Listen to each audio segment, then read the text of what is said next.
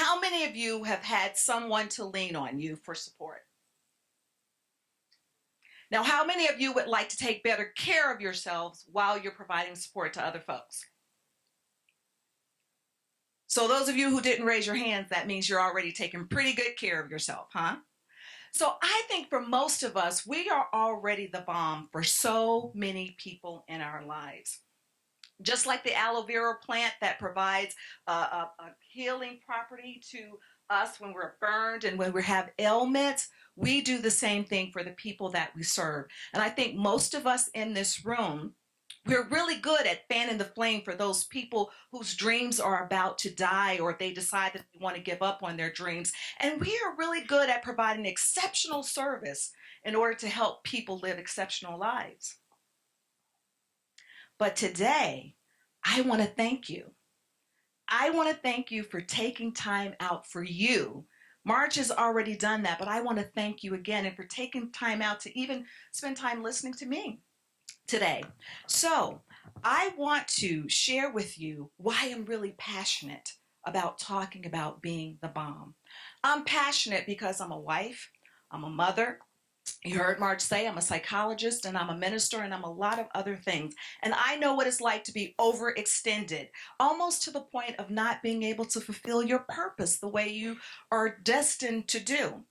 I've also, for over 20 years, worked with people who are unable to set healthy boundaries. I've worked with people who have a lot of emotional gook that keeps them from manifesting their destiny.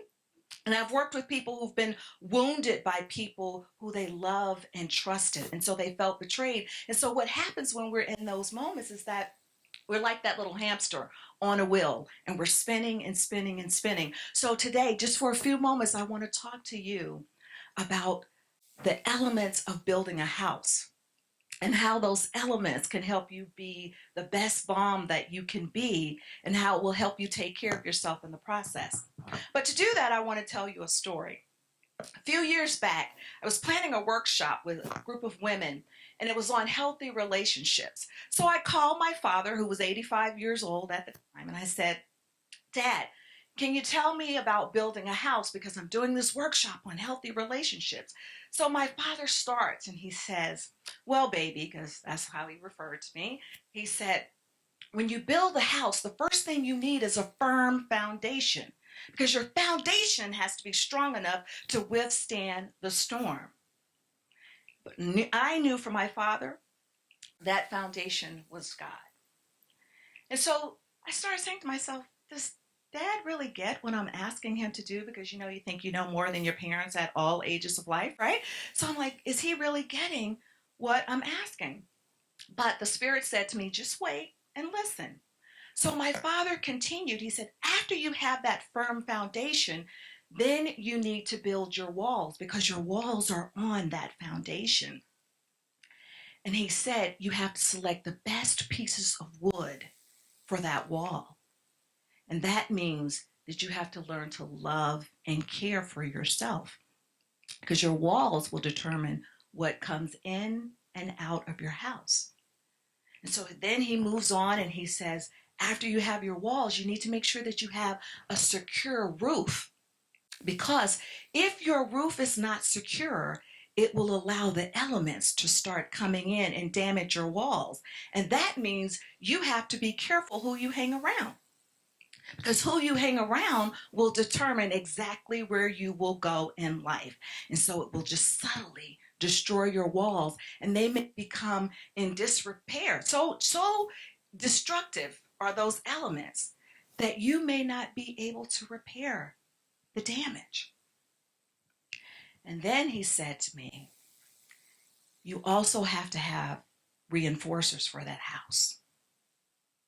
Because you see, your reinforcers secure whatever you have learned, and you have to be able to apply it. He said, just like you went to learn to study the Bible, if you don't apply what you know, it means nothing. You will revert back to your old ways.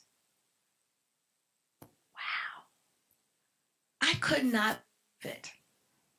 My father, who had an 8th grade education, had just told me, with all of my knowledge and all of my high education, how to build the psychological houses of our lives. My father's words were bombs that day, and they were to the women who heard the story and who benefited from my workshop. But they were also a balm for other people, because a few months later, I used those same words to do his eulogy. And so it graced the family very much. And so, what are the lessons for us today? First and foremost, the lesson is you must have a firm foundation if you are going to be the bomb. And that foundation, I believe, is having a relationship with the sacred, whatever you call the sacred. It could be God, universe, power. Maybe you don't have a name at all, but you have to have something that's a firm foundation. This other thing that I would say is it doesn't even matter if you've had a bad religious experience, because religion is not the relationship. You must find something to hold on to.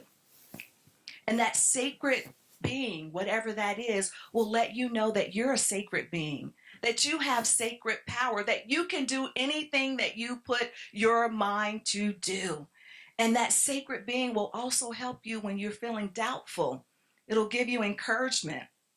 That sacred being will help you when you're confused, to give you clarity. It will give you peace in the midst of your storm. Today, I invite you to figure out what is your sacred source, because it will help you be the bomb. The second lesson I learned from my dad is this: you have to be selfish. Now, I know we're taught not to be selfish, but you have to be selfish. That's what it means to take care of yourself. You have to know when to say no and when to say yes. Remember those walls. You figure out what you will allow to come in and what you will allow to go out. It's important for you to take time for yourselves. It's important for you to figure out what makes you tick, because other people know what makes you tick, right? Any of you married in here? Your husbands or wives or your partners, they know what makes you tick. It is important for you to figure that out so that you know how to get rid of those limiting beliefs, those negative thoughts that are there. It is crucial for you to do that. And then thirdly, I would say this: it is important for you to understand your shared relationships. There's some people that you need to remove out of your lives. There's some behaviors and habits you need to get rid of. That's what it's all about. And then reinforce what you know. You can't just go to a seminar. You just can't hear an inspirational speech like today. You will hear many of those. Like my father says, you have to use what you know.